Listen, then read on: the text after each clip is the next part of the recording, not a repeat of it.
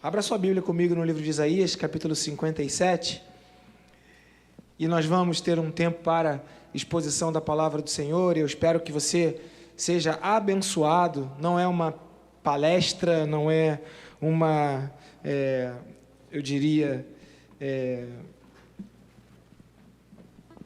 oportunidade para você alimentar a sua mente com uma perspectiva diferente ou nova daquilo que é bíblico, mas é um tempo de você ser alimentado no teu espírito através da revelação de quem é Jesus Cristo. A minha oração é para que você preste atenção no que Deus quer falar ao teu coração nessa noite e que você saia daqui com uma palavra do Senhor. As palavras, elas são tão importantes e por isso Deus, Ele sempre nos orienta a sermos cuidadosos no que dizer, sobretudo quando a gente experimenta um relacionamento familiar, pai, mãe. A gente, às vezes, é tão ofendido por palavras que são liberadas sobre as nossas vidas, né? Às vezes, a gente é tão ofendido por uma relação que a gente tem dentro de casa, marido e mulher, e palavras que são de destruição, ou que diminuem, ou que ofendem, elas causam em nós um impacto muito ruim, de tristeza ou negativo. Mas nessa hora você não vai receber uma palavra ruim para a sua vida, porque a palavra é de Deus e ela é boa, ela é alimento para a sua vida e ela traz a saúde ao seu espírito. Então que você receba essa palavra como uma palavra que vai te dar bom ânimo e que você vai ser capaz de ser influenciado mais pela palavra que vem de Deus do que a palavra que sai da boca do homem. Amém, queridos? Aleluia, vamos combinar assim? Você toma essa decisão? Você toma essa decisão para a sua vida? Ser mais influenciado por aquilo que Deus diz do que uma outra pessoa fala. Porque pessoas vão dar aquilo que elas têm dentro delas. Seja um pai, seja uma mãe, seja um tio, seja uma tia, uma avó, um avô, ou um namorado, uma namorada, um esposo, uma esposa. A pessoa vai dar aquilo que ela tem dentro dela. E nem sempre aquilo que ela tem é algo que vai ser bênção, ou que vai te ajudar, ou que vai te acrescentar, ou que vai te animar, ou que vai te fortalecer, ou que vai te ajudar na sua caminhada. Mas a palavra de Deus, ela sempre trará para você um novo ânimo, força, capacidade de ir além daquilo que você achava que iria, porque você sim tem o apoio de Deus, tem a força de Deus e está debaixo de uma palavra, amém? Então que você receba essa palavra como uma palavra do Senhor. E está escrito no livro de Isaías, capítulo 57, a partir do versículo 15, está escrito assim: pois assim diz o alto e sublime, vírgula, que vive para sempre, vírgula, e cujo nome é santo, aspas, o que ele diz: habito num lugar alto e santo, mas habito também com o contrito e humilde de espírito, para dar novo ânimo ao espírito do humilde e novo alento ao coração do contrito. Repete assim comigo: esse é o ele que o texto vai falar lá na frente. Quem é o ele? Esse aqui, o contrito e humilde de espírito, aquele que vai receber o novo ânimo, aquele que tem um espírito humilde e aquele que vai receber de Deus novo alento ao coração, porque ele está contrito. Verso 16: não farei litígio para sempre, nem permanecerei irado, porque senão o espírito do homem esmoreceria diante de mim, bem como o sopro do homem que eu criei, fazendo referência a Gênesis capítulo 2, com o sopro que sai da boca de Deus sobre o recém-formado homem do barro, e aí cria-se a vida, e o espírito é soprado. Não farei litígio para sempre, verso 16, nem permanecerei irado, porque senão o espírito do homem esmoreceria diante de mim, bem como o sopro do homem que eu criei. Por causa da sua cobiça perversa, fiquei indignado e o feri. Fiquei irado, escondi meu rosto. Mas ele continuou extraviado, seguindo os caminhos que ele mesmo escolheu. Eu vi seus caminhos, mas vou curá-lo. Eu vi os seus caminhos, mas vou curá-lo. Eu o guiarei e tornarei a dar-lhe consolo, criando louvor nos lábios dos pranteadores de Israel. Paz aos de longe, e aos de perto, diz o Senhor. Quanto a ele quem? Aquele ele que a gente falou agora há pouco. Quanto a ele, eu o curarei. Mas os ímpios são como o mar agitado, incapaz de sossegar, e cujas águas expelem lama e lodo. Para os ímpios não há paz, diz o meu Deus. Então o Senhor aqui faz uma distinção entre dois grupos de pessoa: aquele que é contrito, aquele que é humilde, a esse que o Senhor aqui no versículo 19 fala, a ele eu curarei. E os ímpios, quem são os ímpios? Não estão fora do povo, estão dentro do povo, mas são agitados, não tem paz no coração deles, eles estão incapazes de sossegar. Por quê? Porque eles não estão com o seu coração contrito e humilde. Então, aquele que é o contrito de coração, aquele que é humilde de coração, aquele que tem como a Drica falou aqui no louvor, uma capacidade de abrir o seu coração para o Senhor, ele tem uma promessa de Deus na vida dele aqui no verso 18. A promessa é que ele vai ser curado pelo Senhor. A promessa é que ele vai ser guiado pelo Senhor. Eu estou lendo Isaías 57, 18. A promessa é que Deus vai curar. A promessa é que o Senhor vai guiar. A promessa é que o Senhor vai dar consolo. E ainda no verso 19, a promessa é que o Senhor vai criar louvor e vai dar paz. Essa é a promessa de Deus para aqueles que estão vivendo um tempo de aperto, mas que chegam com esse coração e se apresentam diante de Deus. Porque muita gente passa por aperto. Muita gente passa por um tempo de dificuldade, de contrição. E muita gente, ainda sendo pastor, chega para mim e fala: pastor, eu estou num aperto.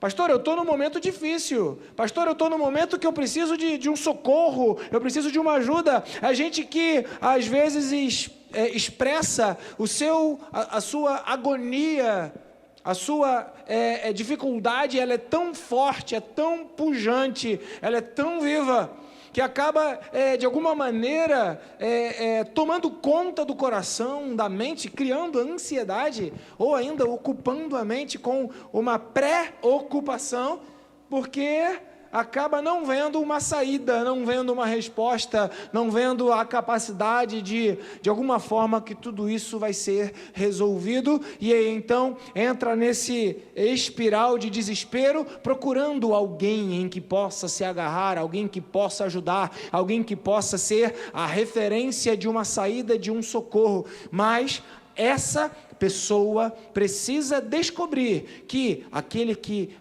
chega diante de Deus, contrito de coração, humilde de coração, quebrado de coração, e dizendo para o Senhor: Senhor, para onde eu irei? Só Tu tens as palavras de vida eterna. Senhor, quem vai poder me socorrer? Eu elevo os meus olhos para os montes, de onde virá o meu socorro? O meu socorro vem do meu Senhor. Aleluia!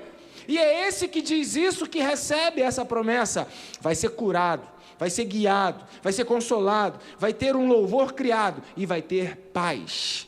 A promessa de Deus é para esse tipo de gente. Esse tipo de gente não consegue, de alguma maneira, pular de alegria, porque está vivendo um tempo de contrição, de tristeza, de humildade. Não consegue, de alguma maneira, expressar sorrisos e festa, porque está vivendo um tempo de aperto. E é nesse tempo de aperto, de contrição, que o Senhor te vê como o barro amolecido que Ele vai agora refazer para te tornar alguém melhor, te tornar uma pessoa melhor e tornar você aquilo que Ele sempre quis que você fosse, e que de alguma maneira você endureceu fora do tempo, ou você tomou a forma que não deveria ter tomado, e você ficou de um jeito que não deveria ter ficado, mas por misericórdia, por amor, e porque Ele te ama, Ele não desistiu de você, Ele fala: vinde a mim todos vocês que estão cansados, sobrecarregados, oprimidos, e quem vai ao Senhor encontrará descanso para as suas almas e paz para o seu coração. A nossa saída não está na igreja A, B ou C. A nossa saída não está no pastor A, B ou C. A nossa saída não está numa estrutura de um envolvimento que a gente faz para tentar resolver, seja com um homem ou um especialista ou alguém que é humanamente capaz. A nossa saída, ela está no Senhor. Nós esquecemos disso. E esse esquecimento faz parte de um pacote chamado dureza de coração. A dureza de coração é quando nós nos esquecemos que é o Senhor quem faz a obra, que é o Senhor quem tem o controle, que é o Senhor quem vai liberar a cura, que vai mostrar o caminho, que vai dar o consolo, que vai colocar no louvor nos lábios e que vai trazer a paz. Mas Ele vai fazer isso com Ele quem? O contrito de coração, o que tem o espírito humilde. Esse vai receber novo ânimo. Eu preciso lembrar a vocês que na criação, lá em Gênesis capítulo 2, quando o Senhor pega o pó da terra e cria o formato do homem, o corpo do homem, e Ele vem com a sua boca e sopra o seu espírito, naquele movimento do sopro do Espírito de Deus, naquele homem criado, nasce a alma, nasce o ânimo do homem, e ele se torna um ser vivente. E ao longo da nossa relação com o corpo, com a influência do Espírito, o Espírito que não é de Deus, o Espírito que veio para roubar, matar e destruir, o Espírito que nos distancia da presença de Deus, o nosso ânimo vai ficando cada vez mais esmorecido, cansado, sobrecarregado, oprimido. A vida é tirada de nós. E é esse que reconhece que perdeu a vida que só Deus pode dar. Esse, o Senhor fala, que vai dar novo ânimo. O problema é que a gente vai buscar o novo ânimo em muitas coisas. O que você faz quando você está desanimado? Você faz o quê? Está desanimado? Vai às compras? Está desanimado? Mateus está falando ali, come. Pega sorvete, está desanimado, dorme, está desanimado, você vai correr, está desanimado, você vai viajar. O que você faz quando você está desanimado? Porque a Bíblia fala então, aos que estão desanimados, para que se tornem Ele, o agente da ação de Deus, é quando nós nos tornamos Ele, o homem, a mulher, humilde de coração, contrito, que vai ao Senhor chorando, quebrantado, humilhado, reconhecendo que nada do que eu faça não é um remédio, não é o meu sono, não é minha comida, não é minha viagem, não são as minhas compras que são a solução para a minha vida, mas é o Senhor que é a solução da minha vida. E perceba que a dureza de coração que a gente tem, ela toma outra forma, né? Tá desanimado, compra uma roupa nova, corta o cabelo, né? Faz um look diferenciado, viaja, vai comer um restaurante novo, compra um café novo, né? E irmãos, eu comprei um café para dar para o Alberto sabor rapadura. Depois vocês perguntam, não chegou, ainda está chegando. Mas tem café sabor rapadura, tem café sabor chocolate, tem café sabor caramelo, e tem até tem café sabor café, sabia, irmãos? E aí os homens vão inventando coisas para dar novo ânimo aos desanimados. Mas Satanás também inventa coisas para dar novo ânimo aos desanimados. Satanás inventa drogas, Satanás põe a bebida, Satanás coloca prazeres deste mundo, sexo, Satanás coloca jogos. Satanás, eu estou assustado com um campeonato de futebol brasileiro, antes e depois dos clubes virarem empresas, e das empresas de aposta, a gente fica muito atento a esses movimentos, e talvez no futuro a gente veja que onde tem ser humano tem corrupção, e onde envolve interesses financeiros, a coisa ela fica meio que sem brilho, porque os interesses falam mais alto, mas tem gente que coloca, né, a sua paixão, a sua esperança, o seu novo ânimo no time de futebol, aí compra o ingresso, posta lá no Insta, né, vou para o Maracanã, tô lá junto, aí chega lá, o Flamengo perde de 2-1 para o Fortaleza, tristeza, né? Eu não sei se é só isso ou é mais do que isso, mas onde está o teu ânimo? Não estou dizendo que é isso que é feito para tirar o ânimo, mas tem gente que pega as coisas da vida, as coisas do dia a dia, que estão acessíveis a todos nós. Tem gente que pega e compra um perfume, porque está se sentindo desanimado, compra um perfume para ficar cheiroso, como se o cheiro bom fosse te dar novo ânimo. O que você faz quando você está desanimado? O que você faz? Você faz um programa diferente? Você viaja? Eu tenho umas estratégias, irmãos, porque eu também estou pregando aquilo que o meu coração enche. Quando eu estou desanimado, eu olho fotografia de neném. Fotografia de neném, para mim, é um espetáculo. Poxa, um neném, pessoalmente, a Sarinha ali, né? O Davi, a Sarinha, e aí o filho do Ricardo que está chegando, e outros nenéns que virão, e eu espero em Deus que vocês tenham muitos filhos, povoem a terra, encham a terra, né? Façam evangelismo, mas façam filhos também. A gente quer muitas crianças nessa igreja, né? Mas quando eu vejo o neném, aquela coisinha pequenininha, aquele sorriso, aquela pureza, aquela coisa linda, eu amo a criança, aquele neném me faz muito bem. Eu não sei o que você faz, mas eu sigo lá no Instagram, fotografias de criança, nenenzinho pequenininho, eu olho aquelas coisas, me faz tão bem ver aquelas coisas, aqueles nenenzinhos, a gente chama de pequerrucho, né? Cocorucho, lá em casa. O que você faz quando você está quebrado?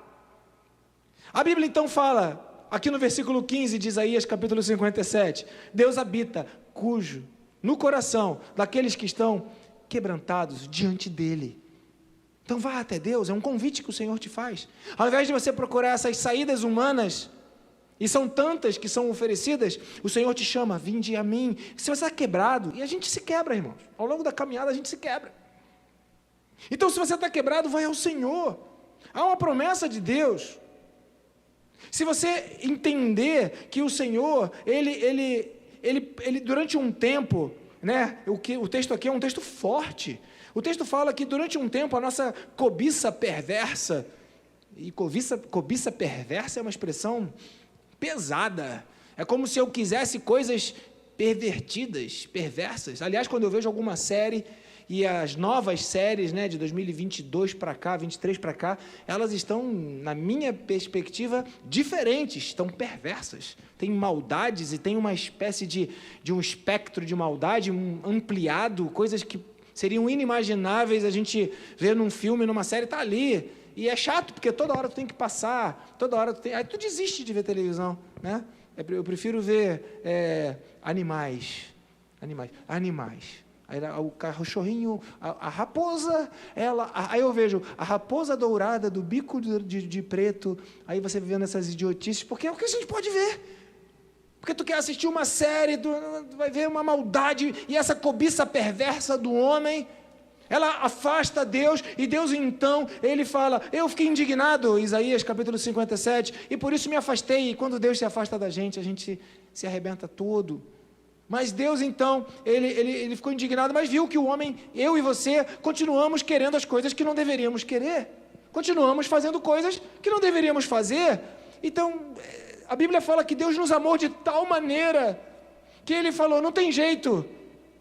Deus então, ele encarna em Jesus Cristo, e ele vem ao mundo, ele fala, eu amo vocês de tal maneira, então vai Jesus, vai lá, e mostra para esse homem, para esse ser humano, o quanto ele é valioso, o quanto ele é amado, o quanto ele é precioso, o quanto vale a pena a vida dele, o quanto ele tem valor, o quanto ele é importante, porque a importância não está no que o coaching diz, não está no que o dinheiro diz, não está nem no que o cônjuge diz, a importância está no que eu digo a respeito daquele que eu criei, eu te formei, eu te fiz, eu te gerei, você foi criado para viver uma vida espetacular na presença do Senhor, como um inabalável. Mas a notícia que a gente chega, ou a notícia que a gente dá para o nosso próprio coração, que chega até nós, é uma notícia de que a gente só faz bobagem, a nossa consciência, ela nos acusa. E aí, qualquer pessoa que tem um pouco de coerência, ela fica assim, se sentindo até mal diante de Deus, porque Deus é Deus, né? E enquanto eu não sei quem eu sou, está tranquilo, eu vou no lugar onde Deus está, eu passo por ali, está tranquilo. Mas quando eu vejo que eu estou tão distante de Deus, eu estou fazendo tanta coisa que desagrada a Deus, e quando eu sei quem Deus é, mas também sei quem sou, e eu tenho caráter, eu sinto até mal de ir numa igreja, sinto até mal de estar na presença de Deus. Mas aí o texto de Isaías fala, né? Isaías capítulo 57, verso 18. Deus sabe. E tomou uma decisão a esse respeito. Então presta atenção, você que vive se acusando, você que vive se culpando, você que vive chateado com você mesmo por ser quem você é. Deus diz o seguinte: eu vi os seus caminhos, mas vou curá-lo. Aleluia! Então não se trata de ser perfeito, não se trata de ser 100% espetacular ou maravilhoso ou santo, se trata de ter um coração quebrantado e reconhecer que é Deus quem me aceita do jeito que eu sou, mas não quer que eu fique do jeito que eu estou. Deus me ama do jeito que eu estou, mas quer me livrar de tudo aquilo que me prende, me aprisiona, rouba, suga, sangra a minha vida. Ele quer me dar um novo ânimo, e Ele vai fazer isso quando eu for humilde e reconhecer que o meu ânimo não está numa boa comida. Eu gosto de boa comida. Não está numa boa bebida. Eu gosto de uma boa bebida. Não está numa boa viagem. Eu gosto de uma boa viagem. Não está numa boa roupa. Eu gosto de roupas boas. Não está num bom carro. Eu gosto de bons carros. Mas a bênção do Senhor, o que traz ânimo para a minha vida, está no Senhor, o Criador do céu e da terra. E tudo o que Ele pede é que eu reconheça isso. E no versículo 21, aqui ainda de Isaías, ele diz o seguinte: para os ímpios não há paz. Mas quem são os ímpios? Os ímpios não são aqueles que vivem uma vida fazendo coisas que ofendem a Deus. Porque se você faz as coisas que ofendem a Deus, que ofende a Deus, né? Se você faz as coisas que ofendem a Deus, mas você se arrepende, quebranta teu coração, você não é considerado ímpio, você é considerado contrito. E a esse contrito de coração, o Senhor promete paz. Paz aos que estão perto, paz aos que estão longe. Então o problema não diz respeito a eu acertar ou eu errar na minha conduta, ainda que eu seja o tempo todo orientado a errar menos, a acertar mais, a viver uma vida que agrade a Deus e que de alguma maneira tenha uma coerência com o texto e a palavra do Senhor, que é o meu alvo de fé, que é o meu desafio. Não que eu tenha alcançado, mas eu prossigo para esse alvo. Eu estou correndo atrás disso, eu esmurro o meu corpo, eu reduzo a escravidão, para que eu mesmo, eu falo da minha vida, eu que ensino a tantos não venha a ser desqualificado. Pego o apóstolo Paulo e falo isso para mim. Mas não se trata de acertar, se trata de ter um coração que entende que depende de Deus para ser curado e transformado o tempo todo.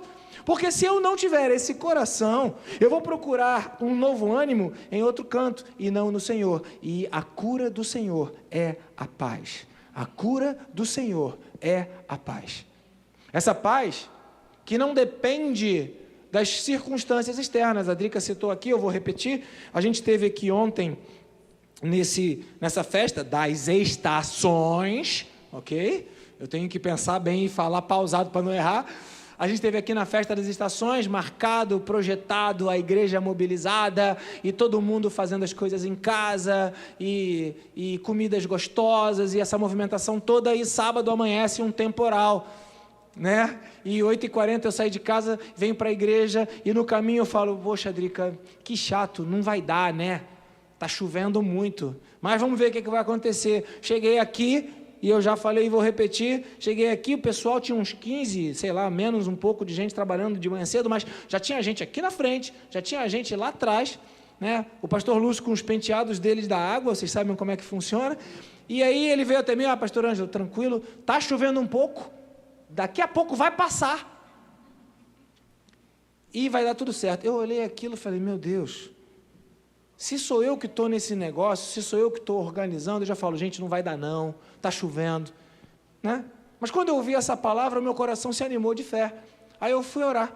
Aí daqui a pouco eu ouvi o Cabral gritando: pastor Lúcio está chamando para orar. Parecia aquele arauto do rei, aquele do século, né, retrasado, aquele mensageiro do cavalo, vindo dizendo as mensagens. Aí eu fui, e antes de orar, eu estava ali no gabinete orando, eu falei: Senhor, eu não peço que tire a chuva, mas que dê graça à tua igreja. Porque se a tua igreja está feliz, trabalhando com chuva, está de bom tamanho. Se o povo está animado, fazendo o que se propôs a fazer, mesmo quando as condições são adversas, essa é a paz que excede a todo entendimento. Então a paz não vem da solução propriamente dita. A paz vem de um estado de espírito que nasce no nosso coração e que não importa muito se está chovendo, se está seco, se eu tenho dinheiro, se eu estou duro, se eu estou saudável, se eu estou doente, se eu estou sentindo dor ou se eu estou tranquilo. aquilo que eu tenho é a paz do Senhor, que excede a todo entendimento. E é essa paz que eu só encontro no Senhor, que me dá um novo ânimo. Por quê? Porque problema a gente vai ter o tempo todo o tempo. Por isso que Jesus fala: Pai, eu não peço que os tires do mundo, mas que os livres do mal. A gente vai ter acesso ao mal, a gente vai ter contato com o mal, a gente vai experimentar o mal, mas uma vez que o mal, ele não consegue infringir o seu fruto em nossas vidas, ele não consegue resultar em algo que nos tire paz, que nos tire alegria, que nos tire graça, qual é a força desse mal? Nenhuma. Por isso o apóstolo Paulo fala lá em 1 Coríntios capítulo 15, ó morte, onde está, ó morte, a tua vitória?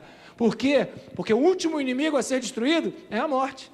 E mesmo a morte, ela para nós que temos a esperança em Cristo, a fé em Cristo, ela não é um fim, mas uma finalidade para que a gente se encontre com o Senhor. E quando essa descoberta, ela entra em nossos corações, aí a gente se sente em paz. Que mal poderá me fazer o homem? Eu tenho o Senhor sempre diante de mim. E aí eu vivo uma nova dimensão de vida, e agora eu sou tirado do império das trevas e sou colocado no reino do Filho do seu amor. E é isso que o apóstolo Paulo fala lá em Efésios, capítulo 2, verso 17, deixa eu ler contigo. Eu vou ler Efésios 2, 17 e depois 19 até o 22. Só vou pular o 18, não sei porquê, poderia ler direto. Mas Efésios 2, 17 está escrito: Ele, Jesus, veio e anunciou paz a vocês que estavam longe e paz a vocês que estavam perto. O apóstolo Paulo está citando Isaías 57. Pois por meio dele, verso 18, tanto nós quanto vocês temos acesso ao Pai, por um só Espírito. Portanto, agora o verso 19, que é o que eu queria ler, vocês já não são mais estrangeiros nem forasteiros, mas concidadãos dos santos e membros da família de Deus, edificados sobre o fundamento dos apóstolos e profetas, tendo Jesus Cristo como pedra angular, e aí continua, no qual todo edifício firmado, ajustado, ergue-se e cresce como um santuário do Senhor. E verso 22, nele vocês também estão sendo edificados, inabaláveis, juntos nesse propósito. Então perceba, qual é o mistério da vida? Não é ficar livre dos problemas, mas eles não vão ter o resultado que tem na vida de qualquer um. Então eu estou vivendo a mesma coisa que você está vivendo, mas aquilo que eu vivo e que você vive igualzinho, para você tem um significado, para mim tem outro. Antes, quando eu estava nas trevas, antes de eu ser membro da família de Deus, antes de eu ser edificado sobre o fundamento que é Cristo, eu entrava em desespero, eu entrava em agonia, eu entrava em crise. O que vai ser de mim? O que vai acontecer quando acontecer isso, quando minha mãe morrer, quando meu pai morrer, quando eu morrer, quando eu ficar desempregado? O que vai acontecer de mim quando acontecer aquilo? O que vai ser de mim quando esse governo entrar, quando o outro entrar, quando o outro sair? E o que vai ser de mim? Isso era um pensamento anterior, porque eu tinha uma preocupação humana e natural, sem esperança. Eu não me sentia membro da família de Cristo, eu era estrangeiro e sem esperança e sem fé, eu sou como qualquer outra pessoa mas agora não. Agora eu recebi uma edificação, uma construção da minha vida, que me faz firmar os meus pés sobre a rocha. E é nesse sentido que a gente se torna inabalável. Então, deixa eu te dar uma notícia que pode ser boa, pode ser ruim.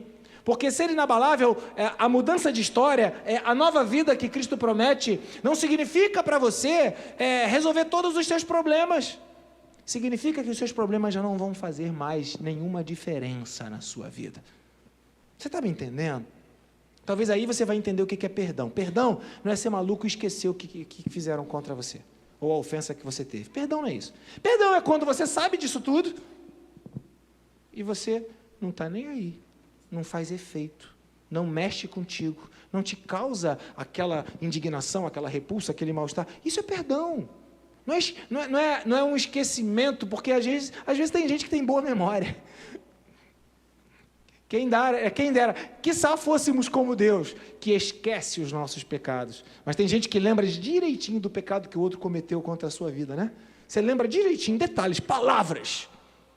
Mas perdão é quando essa lembrança toda que você tem, ela não produz efeito nenhum em você. E é exatamente isso que Deus fala a respeito da vida que Ele libera sobre aqueles que estão fundamentados em Cristo. Não é uma coisa louca, não é esquecer, não é viver de uma forma intocável. Ser inabalável não é ser intocável, mas é ainda que eu seja tocado, aquele toque não vai fazer a menor diferença na minha vida, porque eu sei em quem tenho crido, eu estou bem certo, Ele é poderoso para guardar o meu tesouro até o dia de Cristo. Então, ser inabalável é um estado de coração que as coisas vêm, as coisas vão, eu sei ganhar, eu sei perder, eu sei estar em primeiro lugar, eu sei estar em último lugar, eu sei ser uma pessoa que chora, uma pessoa que ri. Afinal de contas, há tempo para todas as coisas.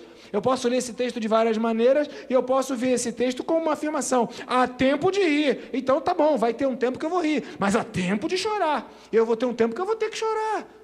Então eu posso ler esse texto e entender que seja qual for o tempo, se o Senhor é o dono da minha vida, eu vou passando pela prova dando glória a Deus. Porque aquilo não vai me ofender, não vai me paralisar. A igreja continua de pé. Eu acho que Paulo disse isso quando ele escreveu aos Colossenses. Deixa eu ler contigo, capítulo 1, versículo 21 a 23, Gálatas, Efésios, Filipenses, Colossenses, capítulo 1, do verso 21 a 23, como é que nós mudamos de status? Mudamos, né? A gente estava numa situação inferior, ou numa situação de trevas, ou numa situação como todo mundo é, porque todo mundo passa pelo que todo mundo passa. A chuva cai sobre todas as pessoas. O sol nasce para todos, queridos. Amanhã vai ser segunda-feira para todo mundo que mora no Brasil. Amanhã vai ser segunda-feira e o tempo vai variar de estado para estado, talvez de bairro para bairro, mas todos nós que vivemos naquele grupo, naquela comunidade, vamos experimentar as mesmas coisas, mas isso não quer dizer que seja igual para mim. Isso não quer dizer que para mim vai ser do mesmo jeito que o outro que está do meu lado está sentindo. É isso que o salmista fala. Ó, tantos vão cair do meu lado, tantos vão cair do meu outro lado, e eu vou permanecer inabalável. Então, como é que isso acontece? Colossenses capítulo 1, versículo 21, está escrito o seguinte: Antes, não agora, antes, o seu celular estava ligado, mas agora você botou no mudo. Antes, verso 21, vocês estavam separados de Deus. Lembra lá Isaías falando? Que Deus, ele escondeu o rosto, ele se afastou, ele se separou. Antes eu estava separado de Deus, e estava tentando buscar ânimo em um monte de coisas. É natural, eu fico feito um louco querendo achar uma solução, uma resposta. E eu repito, enquanto pastor, muitas pessoas chegam para mim nesse sufoco, nessa angústia da alma. Antes é assim. Eu estava separado de Deus, e na mente, eu era até inimigo, por causa do mau procedimento que eu fazia.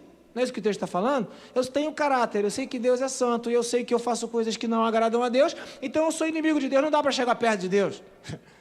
Ainda que o profeta, ele tenha dito que o quebrantado de coração, ele vai se aproximar de Deus, eu não sabia disso, eu não ouvi isso, eu não conheço isso. Então, eu coloco as coisas dentro do meu padrão, dentro do meu grau de condicionamento, e não do grau de condicionamento de Deus, que sabe quem eu sou, sabe o que eu faço, sabe todas as coisas que se passam na minha vida, mas decidiu entregar paz àqueles cujo coração é contrito. Então Paulo fala que essa mudança aconteceu assim, ó. Antes, verso 21, vocês estavam separados de Deus e na mente de vocês eram inimigos por causa do mau procedimento de vocês, mas agora Ele, Jesus Cristo, Ele, o Deus Pai, Ele, o Espírito Santo, nos reconciliou pelo corpo físico de Cristo, Jesus na cruz, mediante a morte de Jesus na cruz, para apresentá-los diante de Deus, diante dele, santos, inculpáveis e livres de qualquer acusação. Posso ouvir um amém, queridos? Mas aí tem uma condição que não é a condição que eu estabeleço, é a condição que Deus estabelece, desde que continue alicerçado, inabalável e firme na fé, sem me afastar da esperança do Evangelho, que eu ouvi e que tem sido proclamado a todos que estão debaixo do céu. Aí Paulo fala, esse é o evangelho que eu estou falando para vocês. Esse é o evangelho que eu, Paulo, me tornei ministro. É isso que eu estou querendo dizer para vocês. Essa é a notícia que eu quero dizer para vocês. Então, a condição, não sou eu quem defino, é Deus quem define. E a condição que Deus definiu para Ele te abençoar, é que você tenha um coração quebrantado e um coração contrito. É que você vá até a Deus, Não até a igreja, não até a religião, não até as suas formas de fazer as coisas, mas a Deus. E esse é um espaço que nós entendemos chamado igreja, e essa é a igreja que está de pé, aquela que promove um ambiente onde você se encontra com o teu Deus. Isso é que é culto, quando a gente está num ambiente que a gente tem a oportunidade de ter um relacionamento com Deus autêntico, como um amigo que fala com a gente, e que nos ouve, e que nos entende, e a condição dele é, desde que eu continue alicerçado e firme na fé, sem me afastar da esperança. Por quê? Porque quando eu estou no desespero, quando eu estou no aperto, quando eu estou no estreito, eu quero uma solução. Não é assim que funciona contigo? E se demora a vir a resposta, você é quase que forçado a tomar uma atitude, não é? Você é quase que pressionado a fazer alguma coisa. Mas tem coisas que a gente não consegue mudar. Tem situações que a gente não consegue alterar. Tem alguns problemas que eles vêm até nós não os criamos. Ou seja, tem classes de problemas diferentes, tem uns que a gente cria, né? E tem outros que simplesmente chegam. E que a gente não tem o que fazer. E a gente depende totalmente do Senhor. E a Bíblia fala que quando eu tenho esse coração, que depende de Deus, e reconheço diante dele, Senhor, eu não tenho como, eu não tenho como, dificilmente eu vou conseguir sair disso, mas eu continuo alicerçado no Senhor, mas eu continuo firme na fé, mas eu não vou me afastar da esperança do Evangelho, porque se você pensar bem, toda a batalha é para afastar você da esperança do Evangelho. Toda a batalha que existe é para afastar você da esperança do Evangelho, que leva você para coisas que você não tem controle. Porque fé foge ao nosso controle. Se eu tenho controle, não é fé. Eu não preciso da fé para aquilo que eu controlo. Né? Uma vez eu dirigi um Tesla, lá nos Estados Unidos. E o camarada, qual é o nome do pastor? Meu Deus, esqueci. Ele pegou, me deu o carro, peguei o carro e ele falou, Ângelo, agora eu vou te botar no modo...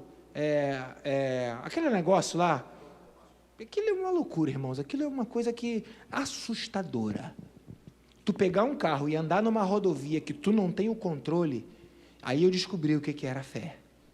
Você nem imagina que angústia, porque tu vê o volante ali se mexendo, tu vê o pedal ali, e tu tem o pé para pisar no pedal, e tu tem a mão para tocar no volante e você não faz nada.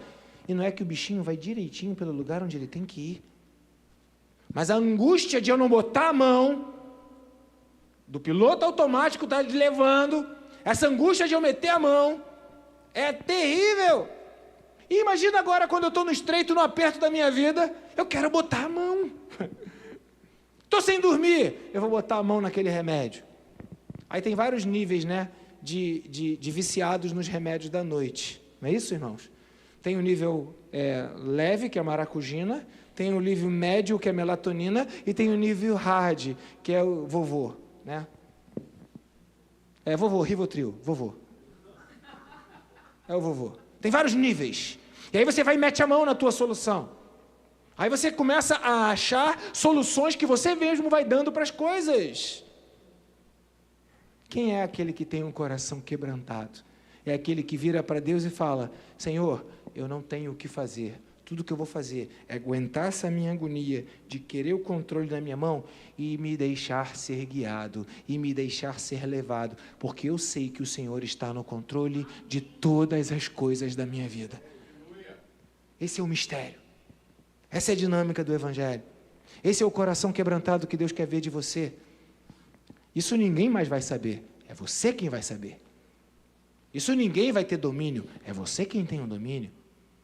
Isso ninguém pode mudar. É algo que é o Espírito Santo que te convence a confiar, a depender, a se entregar, a ser igreja e a saber que o dono da igreja defende a sua igreja, o dono do corpo defende o seu corpo, o dono da sua vida defende a tua vida. Acho que Abacuque, o profeta daquele livro que tem 3 capítulos apenas, e nos inícios dos 3 capítulos, no início ele fala, até quando, Senhor? Ele entra numa indignação, e no capítulo 2 ele fala, eu vou ficar aqui na torre de vigia, e no capítulo 3 ele fala, agora eu entendi, ainda que a figueira não floresça, todavia eu me alegrarei no Senhor. A gente precisa entender que a nossa indignação diante da demora de Deus, diante daquilo que Deus vai fazer, não significa que nada vai acontecer. na nossa briga pelo controle, nós esquecemos que é o Senhor quem nos cura, e o Senhor cura aqueles cujo coração é quebrantado, cujo coração é contrito. Deus não cura aquele que tem as saídas, Deus cura aquele que está sem saída. Deus cura aquele que não sabe mais o que fazer, mas que vai até Ele como o filho pródigo, chega diante do pai e fala: Pai, eu não fiz nada direito, eu fiz tudo errado na minha vida, Pai, eu estou todo enganado com o que eu achava que eu podia fazer, pequei. Agora, você que manda, Pai, você me aceita de novo, deixa eu ser um servo teu, você me recebe uma outra categoria, uma categoria inferior, não naquele status que eu estava. Aí o pai fala: não, meu filho, calma, é tempo de alegria, porque você estava perdido, agora você se achou, porque o pai valorizava mais o filho do que o dinheiro que ele mesmo tinha. O pai não estava preocupado com aquilo que ele construiu ao longo do tempo da sua vida, o pai estava preocupado com a saúde do seu filho, com o bem-estar do seu filho. O pai tinha amor no coração. Sabe, meus amados irmãos, nós precisamos entender que o Deus que nós servimos é um Deus que muda a nossa história e que nos trata com amor. Eu sei que você não merece. E parece que às vezes quando a gente não merece, a gente quer se punir. E a gente fica, de alguma maneira, se sentindo passível, né, de uma punição de Deus. É verdade. Mas Deus sabe o que você fez. E Deus escolheu te amar. Deus sabe quem você é, Deus sabe todas as suas escolhas, seus erros, Deus sabe a sua história, mas Ele escolheu te dar paz. A condição que Ele pede é que você tenha um coração quebrantado, que você se coloque diante dEle e que você diga: Senhor, eu preciso de Ti, distante de Ti, Senhor, não quero viver, não dá para viver. E as lutas, elas vêm tentando, né, me afastar de Ti, mas Senhor, ajuda-me. Ajuda-me. Deixa eu concluir essa palavra lendo contigo Colossenses, capítulo 3, versículo 15. Que Paulo, de novo, ele repete o que Isaías, capítulo 57, fala a respeito da paz. E a conclusão dessa palavra, ou desse bate-papo que a gente teve aqui nessa noite, que eu espero que tenha edificado a sua vida e te leve para um ânimo que vem do Senhor, porque não depende do que você faz, mas depende do estado de humildade, de reconhecimento de quem é Deus para você. Não depende da saída que você apresenta, mas depende da saída que Deus vai te dar, e Ele é o Deus das saídas, Ele é o caminho, Ele tem a verdade, Ele tem a vida. Então não está no teu tempo, não está na tua hora, não está no teu controle, mas está no piloto automático do Senhor, é Ele quem tem o controle. Então Paulo repete aqui em Colossenses 3,15 e diz que a paz de Cristo, que ela é que seja o juiz em seu coração, visto que vocês foram chamados para viver em paz. Você foi chamado para viver em paz, você não foi chamado para viver uma vida de guerra. Por isso, o texto ele fala, né, conectando aqui com a mensagem da manhã, que a paz de Cristo seja o juiz em seu coração, e não a sua própria perspectiva de paz. Por quê? Porque a nossa paz ela é muito vulnerável, ela é muito frágil, a gente perde a paz por qualquer coisa. Irmãos, eu tomo uma fechada no carro, eu já perco a paz. Eu vejo o Brasil perder um jogo ou uns pênaltis, eu já perco a paz. A minha paz ela é muito, não vale nada. Por isso que eu preciso da paz de Cristo no meu coração, porque se depender da minha paz, eu vou ser uma pessoa egoísta, centrada em mim mesmo, eu vou ser uma pessoa altiva, eu vou ser uma pessoa desinteressada no bem-estar do outro, eu vou querer que tudo seja do meu jeito, no meu tempo, porque isso para mim é que representa a paz. Eu ser servido, eu ser atendido, eu estar bem alimentado, eu estar bem coberto, eu estar tudo do meu jeito, dentro da minha metodologia. Então a minha paz, ela não pode ser referência. Por isso seja a paz de Cristo em seu coração, aquele que vai dizer se está tudo bem ou se não está tudo bem. E essa paz de Cristo, ela vem sobre o coração daqueles que têm contrição, daqueles que são humildes, daqueles que reconhecem: o Senhor é o Deus da paz. Não depende de mim, depende do Senhor. Nunca dependeu de mim. Nunca dependeu de mim. Então que a paz de Cristo seja o juiz em seu coração. E visto que vocês foram chamados para viver em paz, como membros de um só corpo, o corpo de Cristo, sejam agradecidos. Sejam agradecidos. Conclusão: paz e gratidão. Paz que vem do Senhor e a gratidão de alguém que experimentou essa paz que vem do Senhor. Tá tudo perigoso, eu estou em paz. Tá tudo caindo, desabando, desconstruindo, eu estou em paz. Está tudo fora do lugar, do meu jeito, eu tenho paz. Está tudo de uma maneira que eu não gostaria que estivesse, não está funcionando, não está sendo do jeito que eu imaginei, não está chegando onde eu queria chegar, eu estou em paz. E é essa paz que me leva a ser agradecido, em nome de Jesus. Coloque-se de pé e eu quero orar pela sua vida. Texto de 2 Samuel, capítulo 6, verso 11 e 12. Fala da experiência de Obed-Edom, que foi um camarada lá da antiguidade. E ele recebeu a presença de Deus na vida dele, na casa dele.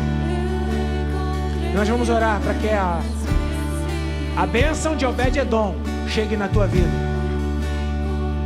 Nós vamos orar para que a presença de Deus chegue na tua casa. Porque onde está a presença de Deus, tudo muda. Você recebe paz, você recebe gratidão. Pode ser que você não tenha a resposta do jeitinho que você imaginou, mas o efeito do mal sobre a tua vida, sobre aquilo que você considera importante, vai mudar. Porque o Senhor é o teu pastor. Ele não vai deixar você sentir falta de nada. O texto diz, 2 Samuel, capítulo 6, versículo 11. A arca do Senhor, que representa a presença de Deus, ficou na casa de Obed-Edom por 3 meses. E o Senhor abençoou a ele e a toda a sua família. Aleluia! E a nossa oração vai ser essa: Senhor, vem com a tua presença sobre a casa do teu filho, da tua filha, para que o Senhor possa fazer diferença na minha casa, na minha vida, em toda a minha família. Porque a saída não é o que eu faço, a saída é a presença do Senhor. Porque a resposta não está nas minhas próprias alternativas e soluções, mas a resposta está no Senhor. Ele é o caminho, Ele é a verdade, Ele é a vida. E quando Davi soube disso, 2 Samuel 6,12, e disseram ao rei Davi: o Senhor tem abençoado a família de Obed-Edom e tudo que ele possui, por causa da presença, por causa da arca de Deus. Então Davi, com grande festa, foi à casa de Obed-Edom e ordenou que levassem a arca de Deus para a cidade de Davi. Eu grifei aqui na minha Bíblia 2 lugares diferentes. A presença de Deus começa na casa, depois ela vai para a cidade. A presença de Deus começa no âmbito da tua individualidade, da tua família, depois ela se estende para os teus vizinhos, para a tua casa, para toda a cidade. E o que Deus quer fazer na tua vida, Ele quer fazer na vida de outras pessoas também. Mas primeiro começa com você, primeiro começa na tua casa, primeiro começa no teu coração. Ah, pastor, mas como é que isso acontece? Como é que eu chego lá? De que maneira isso vai alcançar a minha vida? A resposta está no livro de Isaías, capítulo 57, versículo 15. E eu encerro com esse texto. Pois assim diz o alto e sublime, aquele que vive para sempre e cujo nome é santo. Habito no lugar alto, habito no lugar santo, mas também habito com o contrito de humilde. E o que acontece quando Deus está habitando na casa? O Senhor abençoa tudo. Não é uma coisa que a igreja promete, é a palavra de Deus quem faz essa promessa para a tua vida. Não é uma coisa que vem do homem, é uma coisa que vem de Deus. Mas eu posso te afirmar, é o meu testemunho, é verdade. Porque aconteceu comigo. E se aconteceu comigo, também pode acontecer na tua casa, na tua vida e na tua família. O Senhor habita com um contrito, humilde de espírito. O Senhor, Ele habita para te dar um novo ânimo, àquele que tem um espírito humilde e novo alento ao coração daquele que está em contrição. Qual é a condição? Reconhecer que só o Senhor é Deus. Virar-se para o Senhor e falar: Senhor, Tu és o meu tesouro. Senhor, Tu és a fonte da minha